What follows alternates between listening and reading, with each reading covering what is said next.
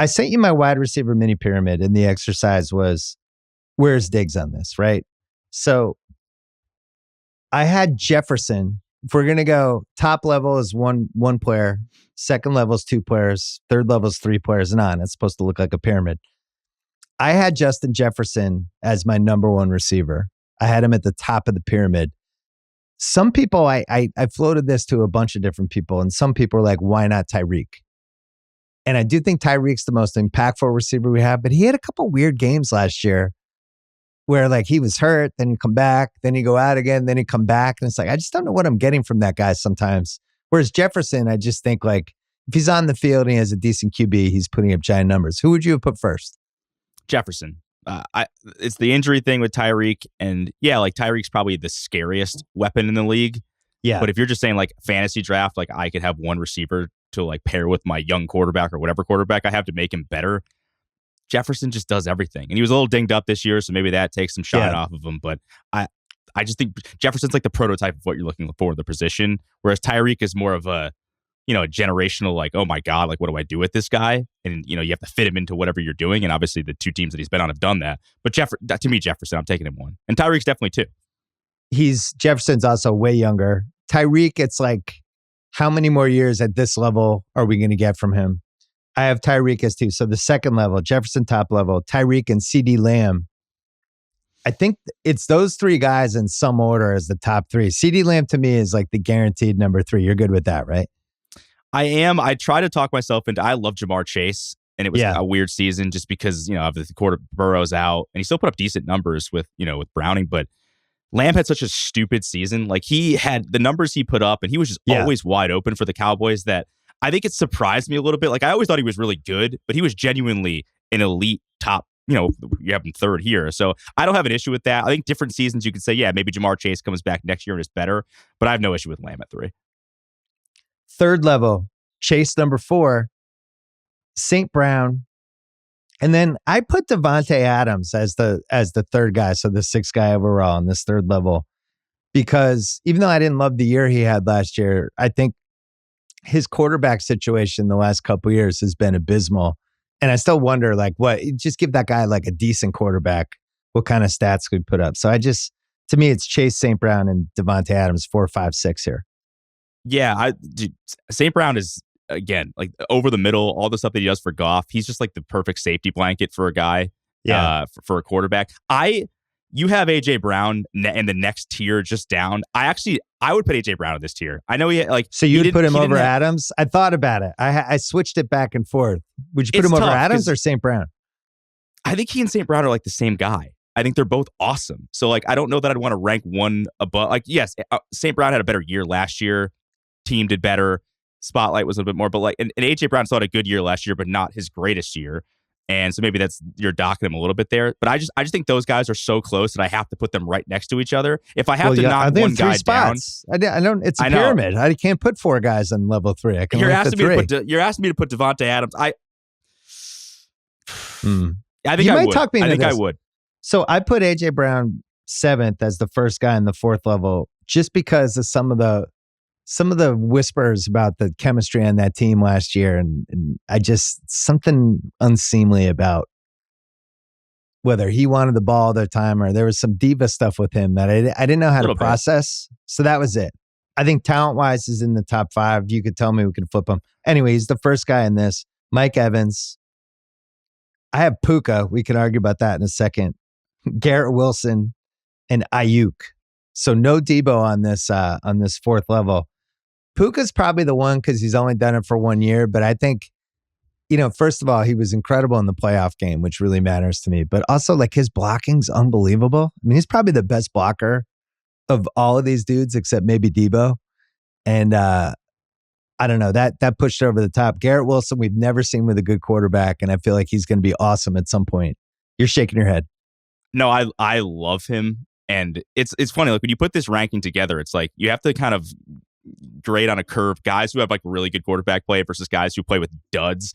And he's had zero help throughout his entire career. And I still watch Jets games, and he just stands out of the tape. The guy is just an insane athlete, catches everything, and just does the most with the absolute least. Like next year, if Rodgers is healthy, like I think there's a chance that Garrett Wilson could be closer to 5 than he is 10. Like I think he's that talented and that good. Obviously, you can't put him there now. I mean, there's a couple guys lower on the list that we'll get to in a second, but some of the guys that just don't have quarterback play, it's hard to judge them because their stats aren't going to be the same. But if you put them on a Chiefs team, a Rams team, a Lions team, I think they'd probably put up the same or maybe better stats than some of the guys we have here. Yeah, it's a Larry Fitzgerald corollary.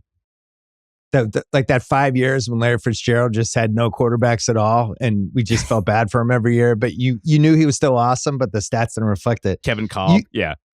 You could have talked me into Garrett Wilson in the 6th spot instead of Devontae Adams because I think he's that talented. But the fact that he's never done it, I think he had to get docked on that. So then the other big controversial one for me, just trying to figure this out, was putting Ayuk over Debo, because I think most people feel like Debo's a better player. But for me, there's a durability piece with Debo. Mainly not his fault because the way the Niners use him, he just gets crushed like 5 times a season. But I really value Ayuk. Like when his name was getting floated around as a possible trade guy, and maybe they can't afford him, and maybe they're going to do to him what they did with Buckner, that when they traded Buckner and they drafted his replacement, basically, maybe they'll do that with Ayuk. I immediately was like, wow, if the Patriots could get Ayuk for like their high 2nd round pick, I would do that in 5 seconds because I think that guy's awesome. Debo, I wonder, like, is there a Marcus Smart piece to him where the way his style of play, his body's going to start breaking down over the next couple of years? I'd rather have Ayuk. Yeah, could you? I mean, I'm sure there's some sort of cap hit you'd have to take on this, but like if you're saying I can have one guy going forward, I mean, Ayuk is the better receiver. That's it's just the way it is. And Debo, the way that his body is, like, can you kind of maybe sucker somebody into trading for him? I still like Debo. I'd want him on my team. But he's one of those. It's like the Heat. It's like Jimmy Butler. Like, just get me to the playoffs, and like hopefully you're healthy and you're fine. Like, I don't really care about the regular season with Debo at all anymore. So if that's what you're doing, that's fine. Ayuk is like a surprising guy because he's not flashy, but he runs great routes and he's always kind of open. And that's the thing. He's always open, like twice a game. Where you're like, man, he got open again. How'd he do it? But do you ever worry about, like, this is where I get into the scheme stuff again, where you go, all right, yeah, he plays for a Shanahan offense though, and like if you put him on the Panthers, like how awesome, like and he's got Bryce Young throwing to him, like do we still have him in the 4th tier here? I don't know. I don't think he's like incredibly talented. I just think he's a really, really solid receiver. Well, that's why I wonder if they have a receiver they love, either at the end of the 1st round or beginning of the 2nd round, would they say, yeah, instead of paying Ayuk, we can get a speed guy here that we really like, and we go. Anyway, so that's the 4th group. So now we're through 11 receivers. 11. So this last group is 6, which will bring us to 17 total. Debo. Kupp, I didn't have initially, and then a couple of I sent this to the Ringer Draft Show guys, and they were like, Kupp's got to be on. I was like, well, Kupp, are we getting Kupp ever again? And it's like, well, he's hurt last year. I just don't. Are we getting him again? So I'm just on reputation alone. I'm probably not on there. And does it make you feel weird at all that Puka just came in rookie year and basically did exactly what Cooper Kupp did for 3-4 years? With better blocking? I'm not. Yeah. Again, I don't want to take it because the scheme thing, it's hard. Like, McVay is an incredible guy, and like I'm not taking anything away from Puka either. But like that's clearly a role to find out for those guys, and they're very good. But I don't know if that takes any shine off of Cooper Kupp. Plus the health and the age thing. I don't know. I think it's fine to have him there. I wouldn't cry if he wasn't on the tier list though. Nico Collins I had to put on because I think that guy's just a stud. And out of anybody on this last level, I think he's the guy with a chance to jump maybe 2 levels by the time the end of next season happens. Devonta Smith, who is one of those guys you just don't understand why he's not one of the 5 best receivers in the league with some of the catches he makes. Weird team, weird situation. He's one of those rare ones where it's like, I'd actually rather see him on a bad team, just having the ball thrown to him all the time. You're nodding. I kind of disagree. Oh, okay. I think he and like Jalen Waddle, like I think I'd probably have Jalen Waddle in a similar ballpark that I would Devonta. Like I think Jalen Waddle is basically. Devonta. I think once you get into this last tier, so you haven't named the entire thing. Oh yeah, yet. I think a lot of these. Yeah, go ahead. Name it. Yeah.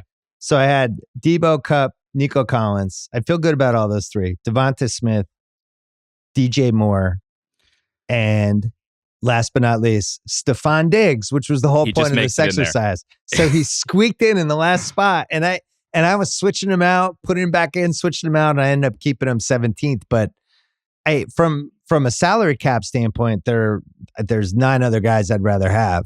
But if you're just talking about pure talent, throwing salaries aside, I think he's probably still there. But I also think this is probably the last year he's there. Probably. So then you don't have Keenan Allen in this. As I mentioned, you don't have Waddle. Higgins is out. Who else are we looking at? Cooper. Amari Cooper and Tank Dell were the toughest cuts for me because Tank Dell got hurt, and I feel like if he didn't get hurt, I don't know what happens to him in a good way down the stretch. Collins ended up getting a lot of the shine because Dell was out, but I thought Dell was awesome. And then DJ Moore, you can talk me into. He's like the bad quarterback all-star, and he still puts up these stupid stats. And last year you're watching it. I think he was like 6th in yards or something like that, and playing with Justin Fields, who was inconsistent at best. You could actually talk me into him being higher on this list. Like I don't know. Like he's not one of those guys that jumps off the screen at you either. But I'm just like if he's always being productive with these terrible quarterback situations, doesn't that tell you everything you need to know about how good this guy is as a wide receiver? It's kind of like Keenan Allen, but with bad quarterback play. So it sounds like we like 15 for sure, and then Devontae and Diggs are kind of at the tail end of this list, and then it becomes preference. If you're talking about who I think is going to bump some of these guys during the 24 season, I would definitely bet on Zay Flowers. Yep, I would definitely bet on Addison on the Vikings, and I would bet on Dell on Houston would be my 3 candidates. The problem with Addison is like, who's their quarterback? He might just be a victim. Are you kidding? It's going to be the next Tom Brady, JJ McCarthy. When they trade him, when they trade him to the Chargers, they're going to trade 11 and 23 in a first to move up 6 spots. That's my prediction. Yeah, and Higgins is another interesting one. Like if he ends up on, I don't know, the Pats, Panthers, whatever team wants to trade for him, and he's playing with a bad quarterback or a rookie quarterback, are we as excited about him as we were with Joe Burrow? I like him, but I don't know. I like T. Higgins, but he's one of those guys when you actually look at his stats, it doesn't kind of match what's in your head with either fantasy or real life. Like he's never had 1,100 yards in a season. He's never had more than 7 touchdowns in a season. He's good, but I'm also like, you have Chase on the other side. Like you should have good stats. You have Burrow as your quarterback for most of that time. So I'd be interested to see, well, and what happens that like he goes to the Patriots and now he's the number one. The defense is moving toward him, and Jacoby Brissett is his quarterback. What kind of stats is he putting up? The other interesting thing about the mini pyramid here, we have Marvin Harrison, we have Tyreek Hill 2.0 coming out of LSU, and we have Thomas also coming out of LSU. And all 3 of those guys, I think are better assets than some of the guys we've mentioned. I don't know if any of them are ready to vault into the mini pyramid right away. Do you think if you had to bet on one, who would you bet on? Well, the disrespect to Rome Odunze, who I think is my favorite receiver in this draft. Everybody likes 4. Neighbors. My bad. Yeah, no. Well, everybody likes Neighbors because he's just, he's a track star and he's like, Tyreek Hill light, essentially. Harrison, he's going to walk in to, from day one being a top, probably definitely 20, 15 receiver. The question with him is just like the ceiling. Is he ever going to be Jefferson or Lamb or Chase? Or is he just going to be like, I don't know, Mike Evans, for example, which is fine. Like Mike Evans is great. He's obviously in your tier list. He's really good, but he's not the flashiest player. And I don't think you'd ever put him in like the top 5 receivers. So that's the question. But I love Rome. Rome is 6'3". He's built like a tank. He, his route running could work on a little bit, but he's great with the ball after the catch. I think that guy at Washington, the weapons at Washington, you could argue are better than some of the NFL teams. I mean, probably better than your Pats last year. So, that's one of the Michael Penix. That's one of the knocks against Michael Penix is like, did he actually were the weapons kind of the deal? I don't know that it's necessarily true, but I would say, Harrison's going to be a great player. Neighbors depends on the team, but I like him. And I think Rome, wherever he goes, I think he's being mocked to the Giants at a lot of places. He would step in from day one and be obviously their number 1 receiver. It's just like, who's throwing the ball? Again, the question we've been asking so far.